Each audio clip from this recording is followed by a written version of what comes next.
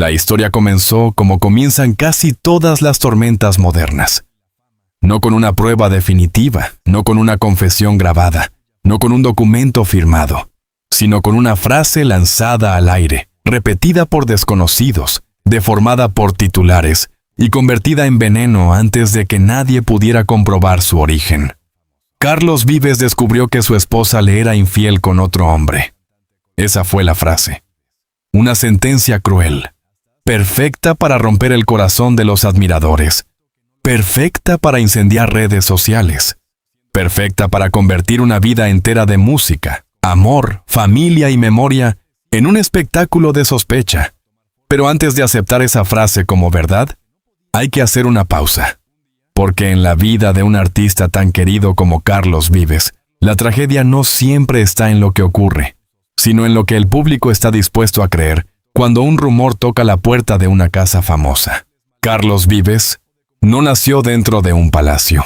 Nació en Santa Marta, frente al Caribe colombiano, en una tierra donde la música no se aprende solo en academias, sino en la calle, en la brisa, en las voces de los abuelos, en las fiestas populares, en los pueblos donde una canción puede ser memoria familiar y al mismo tiempo identidad nacional.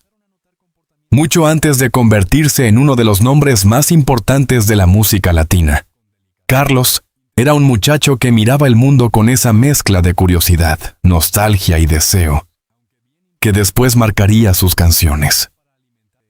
En él había una especie de doble destino. El del artista que quería llegar lejos y el del hijo de una región que nunca quiso dejar de pertenecer a su origen. Por eso, incluso cuando la fama lo llevó a escenarios enormes, su imagen pública siguió ligada a la tierra, al vallenato, al río, al pueblo, al Caribe y a esa Colombia profunda que tantas veces se sintió representada en su voz. Sus primeros pasos no fueron únicamente musicales. Carlos Vives también fue actor, rostro de televisión, figura de telenovelas, hombre de cámara antes de convertirse por completo en hombre de escenario. Esa etapa fue importante porque le enseñó algo que después sería clave en su vida pública. La fama no solo ilumina, también observa. Cuando uno entra en los hogares a través de la pantalla, deja de pertenecer únicamente a su familia. El público comienza a sentir que tiene derecho a mirar, a preguntar, a opinar, a celebrar y también a juzgar. Con el tiempo, Carlos entendió que esa mirada podía ser cálida como un aplauso, pero también fría como un tribunal. La verdadera transformación llegó cuando decidió regresar al sonido de su tierra y vestirlo con una energía nueva. No se limitó a cantar vallenato como una reliquia, lo convirtió en lenguaje contemporáneo. Lo mezcló con pop, con rock, con ritmos caribeños, con una sensibilidad moderna que permitió que nuevas generaciones escucharan historias antiguas como si acabaran de nacer. En ese gesto estaba su mayor revolución artística. Carlos Vives no solo hizo canciones exitosas, ayudó a que una parte de Colombia se mirara con orgullo en el espejo del mundo. La gota fría, fruta fresca, volvía a nacer, la tierra del olvido, y tantas otras canciones no fueron simples éxitos de radio. Fueron capítulos de una misma biografía emocional, la del hombre que convirtió la nostalgia en celebración. Pero toda carrera luminosa tiene una zona de sombra, no necesariamente una sombra de culpa, sino una sombra de exposición. Cuanto más amado es un artista, más vulnerable se vuelve ante la imaginación pública. La gente no solo quiere escuchar sus canciones, quiere saber con quién duerme, por qué sonríe, cuándo llora, qué ocurre detrás de la puerta, si su matrimonio es tan sólido como parece, si su felicidad es verdadera o si solo es una fotografía cuidadosamente elegida. Y ahí aparece la tragedia silenciosa de los famosos. Incluso el amor más íntimo puede convertirse en material para extraños. La vida sentimental de Carlos Vives siempre ha interesado al público. Sus matrimonios anteriores, sus hijos, sus etapas personales, sus reinicios y sus decisiones han sido parte de una narrativa seguida por miles de admiradores. Pero su relación con Claudia Elena Vázquez ocupó un lugar distinto. Ella no apareció como una simple acompañante ocasional en la historia del artista. Apareció como una figura estable, elegante, fuerte, vinculada a la familia, a la imagen adulta de Carlos, a ese periodo en que el cantante ya no era solo una estrella en ascenso, sino un hombre consolidado que parecía haber encontrado equilibrio entre la música, la paternidad, la empresa cultural y el hogar. Para muchos seguidores, Carlos y Claudia representaban una pareja madura, una unión construida no sobre el ruido del escándalo, sino sobre años de compañía. Por eso el rumor golpeó con tanta fuerza, porque cuando una pareja pública lleva años proyectando unidad, cualquier versión de traición se vuelve más explosiva. La gente no reacciona solo ante el supuesto hecho. Reacciona ante la caída de una imagen. Es como si el público dijera, si ellos también pueden romperse, entonces nada está a salvo. Y esa es la razón por la cual los rumores de infidelidad alrededor de celebridades se expanden tan rápido. No necesitan pruebas al principio. Les basta con tocar una emoción universal. El miedo a ser engañado. El miedo a haber creído en una historia falsa. El miedo a descubrir que detrás de una sonrisa había una grieta. Imaginemos entonces el escenario dramático que tantas páginas sensacionalistas quisieron vender. Una noche cerrada. Una casa en silencio. Un teléfono sobre la mesa. Carlos, el hombre que ha cantado al amor con alegría caribeña, recibe una señal inesperada. Un mensaje, una fotografía, una llamada, una insinuación. No importa cuál sea el objeto exacto en esta versión ficticia. Lo importante es el golpe emocional. De pronto, el artista que tantas veces hizo bailar a multitudes se queda inmóvil. No hay acordeón, no hay aplauso, no hay escenario. Solo una pregunta atravesándole el pecho. ¿Y si todo lo que creí era mentira? Ese es el instante que el rumor intenta explotar. El segundo en que el hombre público desaparece y queda solo el esposo, el padre, el ser humano vulnerable. Porque Carlos Vives, como cualquier persona, no sería inmune al dolor de una traición si ésta existiera. Pero una cosa es imaginar el dolor humano y otra muy distinta es convertir una acusación sin pruebas en noticia. Ahí está la frontera que muchos contenidos cruzan sin mirar atrás. Toman una emoción posible y la presentan como un hecho confirmado. Toman una pareja real y la colocan dentro de una novela oscura. Toman el nombre de una mujer y la convierten en culpable sin derecho a defensa. Esa no es investigación, es espectáculo. En la versión más dramática del rumor, Carlos habría descubierto que Claudia Elena mantenía una relación secreta con otro hombre. Se hablaba de encuentros escondidos, de llamadas borradas, de silencios incómodos, de viajes que de pronto parecían tener doble significado. Se insinuaba que el cantante, después de años defendiendo una imagen de amor familiar, habría quedado destruido al comprender que la persona que estaba a su lado tenía una vida paralela. La frase «el final trágico» comenzó entonces a circular como si Carlos estuviera ante el derrumbe definitivo de su mundo íntimo. Pero cuando uno se acerca a esa versión, descubre algo fundamental. Falta la prueba. Falta el nombre confiable. Falta la confirmación. Falta la voz directa de los protagonistas. Lo que sobra es morbo. Y sin embargo, el morbo tiene poder. En redes sociales, una sospecha puede crecer más rápido que una verdad. Alguien publica una frase, otro la repite, un tercero la transforma en titular, un cuarto le agrega música triste. Y de pronto miles de personas creen estar frente a una revelación. Nadie pregunta de dónde salió, nadie revisa fechas, nadie separa una teoría de un hecho. La emoción corre primero, la verificación llega tarde. Y para cuando la verdad intenta hablar, el daño ya se instaló en la memoria de muchos. Esa es quizá la tragedia más contemporánea de Carlos Vives. No necesariamente ser víctima de un hecho íntimo comprobado, sino ser convertido en personaje de una historia que otros escriben sobre su vida. Para entender por qué este tipo de rumores se pega con tanta fuerza, hay que mirar la figura de Carlos como símbolo. Él no es únicamente un cantante. Es una representación de alegría colombiana, de orgullo cultural, de renovación del vallenato, de amor por la tierra.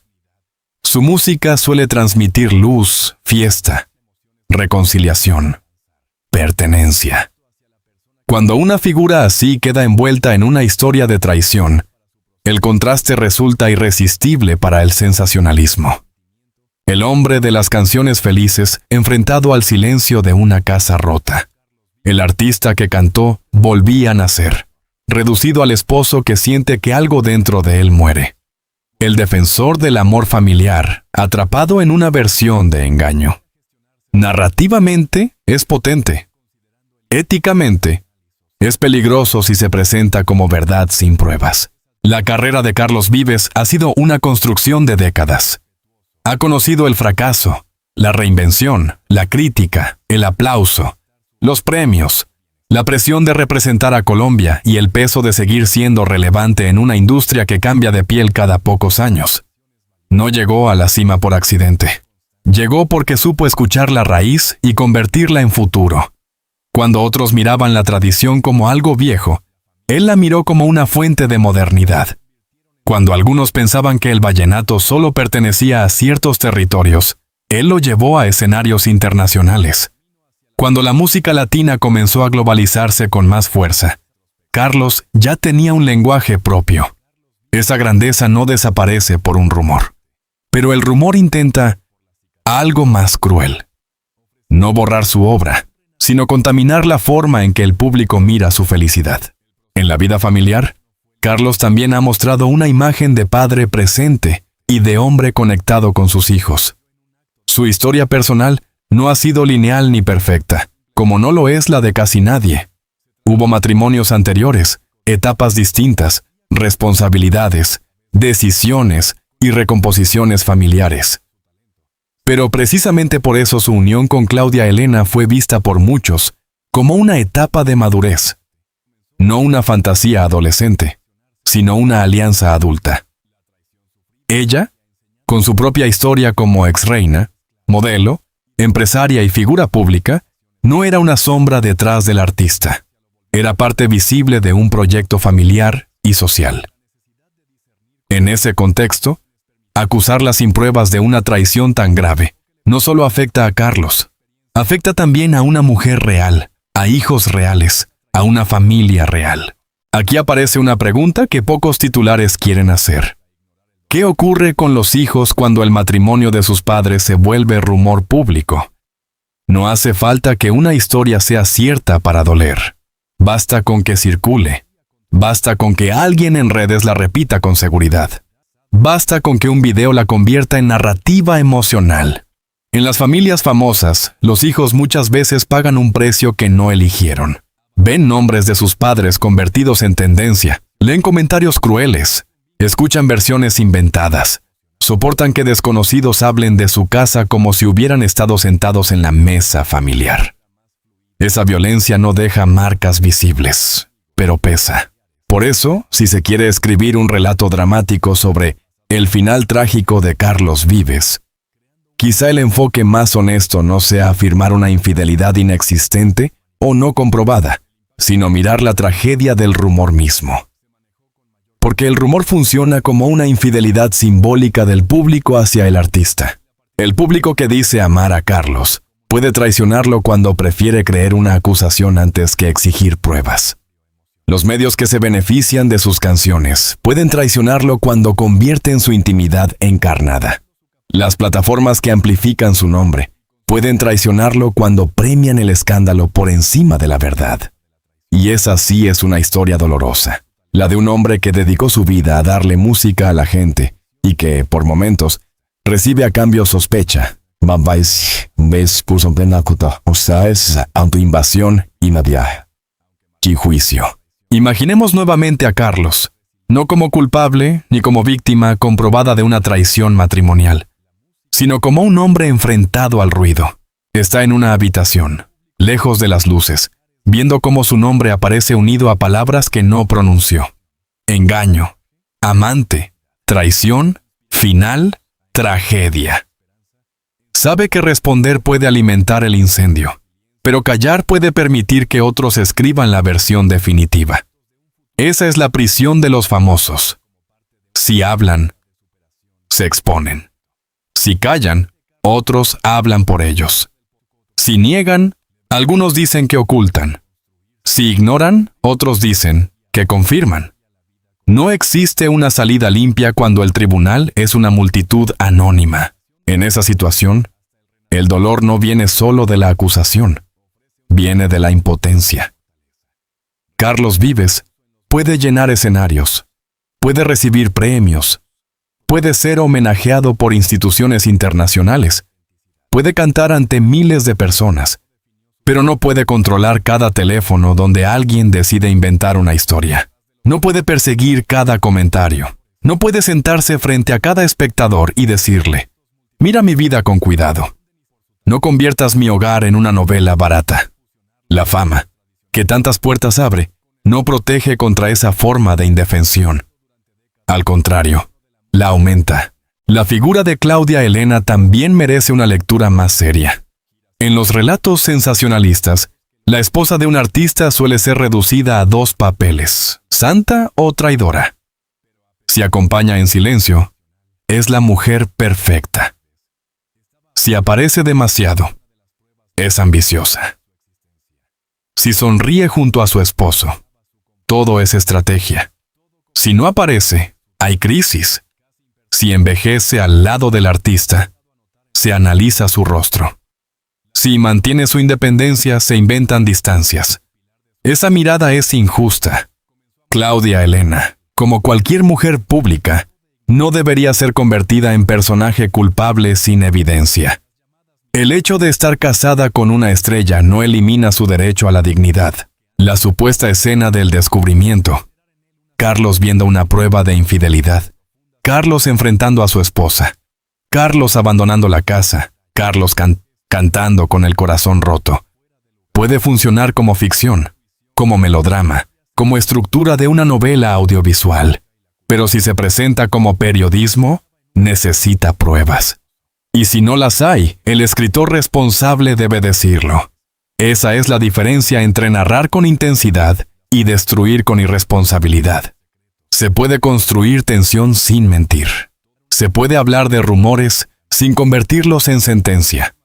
Se puede analizar la fragilidad de una imagen pública sin condenar a personas reales. La tragedia de Carlos Vives, entendida desde este ángulo, no es la de un hombre que necesariamente descubrió una infidelidad. Es la de un artista cuya vida privada puede ser secuestrada por la maquinaria del clic. Es la tragedia de vivir en una época donde la verdad compite en desventaja contra la emoción, donde un titular cruel puede viajar más lejos que una biografía completa, donde la gente exige lágrimas, confesiones, caídas, escándalos, como si los famosos no fueran personas sino combustible narrativo. Aún así, Carlos Vives ha sobrevivido a algo que muchos artistas no logran: el paso del tiempo. No es fácil mantenerse vigente cuando la industria cambia, cuando aparecen nuevos géneros, nuevos ídolos, nuevas plataformas y nuevas formas de consumo. Carlos ha conseguido que su nombre siga asociado a la música viva, no solo a la nostalgia. Ha colaborado con artistas de distintas generaciones, ha representado a Colombia en escenarios internacionales y ha demostrado que la raíz no tiene por qué estar peleada con la modernidad. Esa permanencia explica por qué cualquier rumor sobre él despierta tanto interés. Cuanto más grande es el símbolo, más fuerte suena la grieta, aunque la grieta sea inventada. En un posible capítulo íntimo de esta historia, podríamos imaginar a Carlos preguntándose qué vale más: defender públicamente su matrimonio o protegerlo del ruido. Porque hay relaciones que no se salvan hablando frente a cámaras. Se salvan conversando lejos del público, poniendo límites, cuidando a los hijos, recordando que una pareja no le debe explicaciones completas a una audiencia que aplaude hoy y juzga mañana. Tal vez esa sea una lección que muchos olvidan. No todo silencio es culpa. A veces el silencio es una forma de proteger lo que todavía merece cuidado. El amor adulto no se parece a las canciones perfectas. Tiene días luminosos y días difíciles. Tiene discusiones, cansancio, reconciliaciones, dudas, rutinas, heridas pequeñas, decisiones invisibles. Pero una cosa es reconocer que todo matrimonio humano puede atravesar crisis, y otra muy diferente es afirmar que hubo una traición concreta sin pruebas. Carlos y Claudia, como cualquier pareja, tienen derecho a que su historia no sea rellenada por la fantasía de desconocidos. Si algún día ellos decidieran hablar de una crisis real, sería su voz la que tendría valor, no la de un rumor fabricado para ganar vistas. La industria del entretenimiento, sin embargo, sabe que la palabra infidelidad vende. Vende porque mezcla deseo, dolor, humillación y misterio. Vende porque permite al público sentirse juez. Vende porque convierte la vida privada en serie. Pero también revela algo incómodo sobre nosotros. A veces preferimos ver caer a quienes admiramos antes que aceptar que su vida puede ser más tranquila de lo que el drama necesita. Un matrimonio estable no genera tantos clics como una traición. Una familia que guarda su privacidad no produce tantos titulares como una ruptura escandalosa. Entonces algunos inventan fuego donde solo hay una casa con las luces apagadas. Por eso, el verdadero final trágico no sería el de Carlos Vives como hombre destruido por una infidelidad comprobada. Sería el de una sociedad que ya no distingue entre sospecha y realidad. El final trágico de una cultura que convierte la reputación en entretenimiento.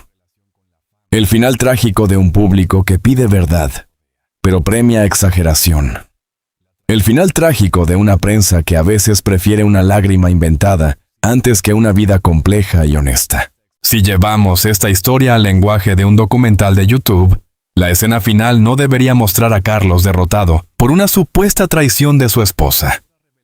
Debería mostrarlo caminando hacia un escenario, escuchando el murmullo de miles de personas, sabiendo que entre esos aplausos también hay curiosidad, sospecha y morbo. Entonces toma el micrófono. No explica nada. No acusa a nadie. No convierte su casa en espectáculo. Simplemente canta. Y en ese gesto hay una respuesta más poderosa que cualquier comunicado. Su vida no pertenece por completo al rumor. La música empieza. El acordeón abre una herida luminosa. El público canta con él. Por unos minutos, las palabras crueles pierden fuerza. Porque Carlos Vives no construyó su legado sobre un escándalo, sino sobre canciones que acompañaron viajes, amores, despedidas, fiestas, nostalgias y regresos. Un rumor puede ensuciar una semana. Una trayectoria puede resistir décadas. Esa es la diferencia entre el ruido y la obra. No significa que los artistas deban ser intocables. No significa que la prensa no pueda investigar. No significa que la vida privada de una figura pública esté completamente fuera de discusión cuando existen hechos verificables de interés público. Pero sí significa que la acusación exige responsabilidad. Y acusar a una mujer de infidelidad, acusar a un matrimonio de mentira, acusar a una familia de vivir una farsa, no debería hacerse con frases vagas, ediciones emotivas y música triste. La dignidad también debería importar en el periodismo de entretenimiento. En el fondo, esta historia habla menos de Carlos Vives y más de la forma en que consumimos celebridades. Queremos que sean cercanas, pero no respetamos su distancia. Queremos que sean humanas, pero castigamos sus imperfecciones. Queremos que canten al amor, pero sospechamos de su amor real. Queremos que nos den alegría, pero devoramos con entusiasmo la posibilidad de su tristeza. Esa contradicción es el espejo oscuro de nuestra época. Carlos Vives seguirá siendo Carlos Vives, no porque los rumores desaparezcan, sino porque su obra es más grande que ellos. Su nombre está unido a una revolución musical, a una manera de contar Colombia, a una defensa de la memoria sonora del Caribe, a canciones que no necesitan escándalo para sobrevivir. Claudia Elena, por su parte, no debería quedar atrapada en una narrativa de traición creada sin confirmación. Y el público, si de verdad admira al artista, Debería aprender a diferenciar entre una historia poderosa y una mentira dañina. Así termina este relato, no con una puerta cerrándose de golpe, no con un esposo descubriendo una escena humillante, no con una mujer condenada por una multitud sin pruebas. Termina con una advertencia. La fama puede levantar un reino de aplausos, pero también puede atraer sombras que quieren alimentarse de ese mismo brillo. Carlos Vives construyó su camino cantando a la vida, a la tierra y al amor. Que un rumor intente convertir ese camino en tragedia, dice mucho menos de él que de quienes necesitan destruir una imagen para sentirse dueños de una verdad. El final trágico, entonces, no es la caída de Carlos Vives. El final trágico sería que olvidáramos algo esencial. Detrás del nombre famoso hay un ser humano.